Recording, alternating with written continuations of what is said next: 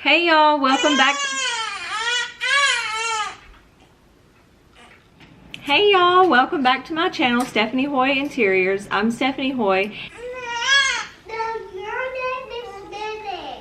Oh, I'm Minnie. Okay, my name is Minnie.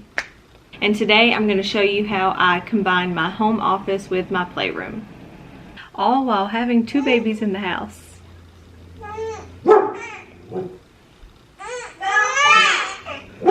And a dog.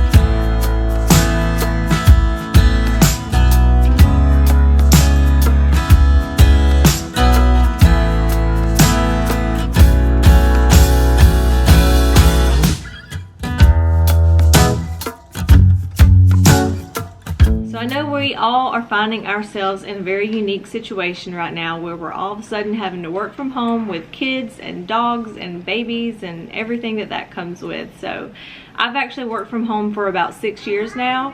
So I thought that maybe I could share some tips and tricks that I've learned along the way, ways to keep me motivated and to be efficient. I also wanted to show you that you can have a home office and it be efficient and also pretty. So I'm hoping that I can show y'all how I've done that in my home office. So here is my office setup. It's on the back wall of the loft in our home and then also our playroom. So I have all the stuff. There's the baby. And the loft, our living room is down there. So this is just the loft space that we have open to our living room. And here's all the playroom and somewhere for mom and dad to sit, of course. So I would suggest if you have a little area like this, great.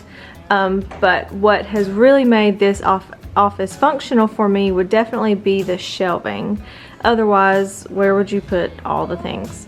I didn't want to have my desk occupied with the printer and everything else that comes with that, the papers, and in my case I have like fabric swatches and wallpaper samples and all those things. So I wanted to have some shelving to be able to hold all those things. My next tip would be to invest in some of these paper boxes. I found those on Amazon and I'll link them. I have some other ones on the other shelf that I'll show you too, but that's just where I keep my like specialty paper, like my cardstocks and labels and things like that, because I have my printer here, so it's all very accessible. And the little basket down here has my just regular printer paper that I use every day, and so the specialty paper is up in that box, stored away in the box. Okay, and on the desk, I like to keep file folders of things that I file away often, like medical bills that come in, receipts for clients, and just things like that would normally junk up my kitchen countertops. So we all know that we just get random things in the mail that we know we need to file away, so it just ends up sitting in a pile. So I keep those out here so I know that I will just tuck them away. Otherwise, they'll sit there forever and I won't. In the drawer, I found these little organizers, and I found these on Amazon too, and they come in a bunch of different sizes, so you can organize and put whatever configuration that you need in here. And I realized that I have way too many highlighters. But these were really nice, so things just aren't rolling around in your desk drawer. I'll link those too. Those were actually very inexpensive too. And then one way to keep yourself organized and still stay pretty is to have little things like this to hold. This is where I keep my paper clips instead of the ugly little container that they come in. Obviously you can put them in the drawer too, but I just thought that was cute. I found this at Target I have one in my bathroom also, just cute little container that can hold all kinds of random things. And then on this side, I have more of these paper boxes, and these were still more that I found on Amazon, and this is just where I keep like extra checks. Whoever uses checkbooks anymore, I actually still do. Bank books, stuff like that. These are just catalogs that from wholesalers that I use, so have those out on display. Then the TV for the kids. Another box, this is where I keep all of my envelopes and stuff, since I do all of my invitation and thank you note printing. And this is another one of those Amazon boxes, but this is nice because it slides out drawers. These things are actually really good quality. I've had them for probably at least 5 years, so I really like those.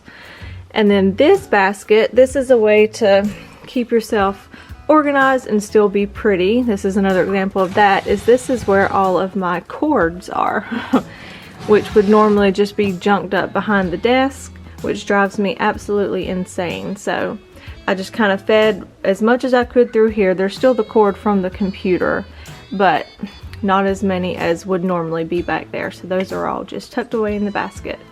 And this is where I keep my fabric samples, swatches and wallpaper samples and all those things. So, and then another tip is I always keep this little basket down here because that's where I put all of my, it's trash, but it's recyclable trash, because mostly what we have in our office is going to be like paper goods. So I put all of that in there so that I can recycle it instead of it all just going in the trash. So, and then my paper shredder back there.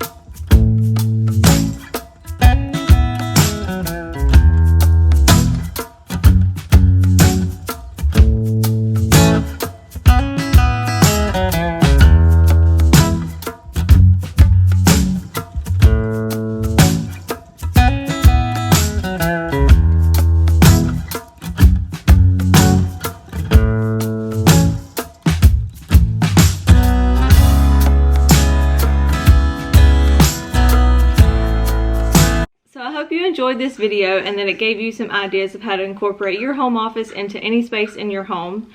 If you did enjoy this video, please be sure to give it a thumbs up, and if you don't already, please be sure to subscribe so you can see other videos coming up very soon. So I also wanted to share with y'all ideas that I have for this space. This is not how I picture it being for very much longer.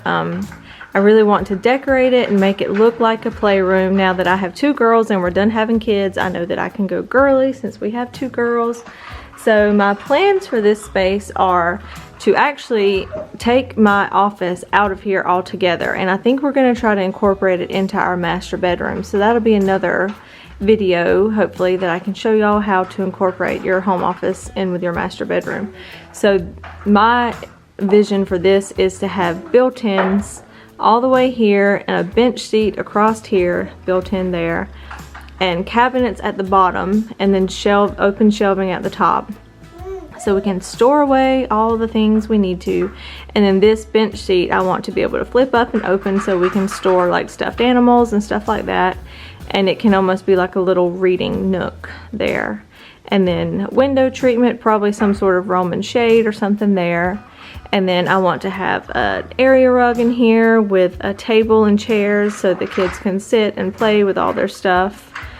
We'll probably still have some sort of storage like this. I don't know if it'll be over there. I may end up moving her little kitchen over to that area, and then have like a little seating area here for mom and dad and for the kids when they get older to want to read and to be able to watch the TV. So we'll have to put a TV somewhere. But I have big plans for this playroom. This is not how I plan for it to stay. It's just how it's worked for us right now. But now that the kids are getting older or the one, I have a 3-year-old and a newborn. I don't know how long you can call them a newborn. She's 9 weeks old, so she's still a newborn to me. But so now that, you know, we have 2 kids and the 3-year-old, she's getting older, there's tons of toys.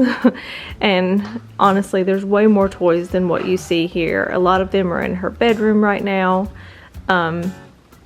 And a lot are downstairs because she doesn't have a table to play on up here. So she's really into Peppa Pig, and she has all of her houses and stuff. So she needs a table to put all of that on. But yeah, those are my plans for this space, and we hope to get that done sometime this year. I'm thinking within the next couple of months. So I will definitely document the whole process and show y'all the transformation, hopefully.